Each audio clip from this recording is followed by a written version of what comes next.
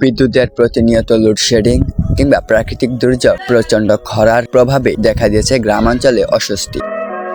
এই প্রচণ্ড গরমে কারো ঘুম নষ্ট, কারো আবার দেখা দিয়েছে রোগ ব্যাধি। টং বানাচ্ছি, বাতাস পাই না, গরমের দিনে এলিগা বানাইতে আসছি টঙ্গা। প্রকৃতির এই বাতাসে মনকে শান্ত রাখার জন্য বিভিন্ন জায়গা থেকে লুটপাট করে এনেছে রশি, বাঁশ, কাঠ ইত্যাদি। কয়জনে মিলে এই টংটি বানাচ্ছেন? এলাকায় ছোট ভাই। এই যে টং বানানোর জন্য তো বাঁশ, রশি এগুলা ব্যবহার করা হয়, তাহলে এগুলো আপনি পাচ্ছেন কোথা থেকে? রশি কিনে এনেছি, বাঁশ বিভিন্ন জায়গা আনছি। অস্বস্তি গরমের মধ্য দিয়েও বলছিলাম ডামুডা উপজেলার দক্ষিণ কলকড়ি গ্রাম থেকে।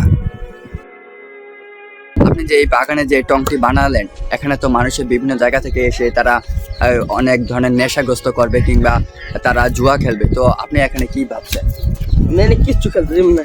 নির্জন বাগানে টং বা মাচা থাকলে আশঙ্কা থাকে নেশাগ্রস্ত কিংবা জুয়ায় আসক্তির কিছু উৎপাত প্রবণের।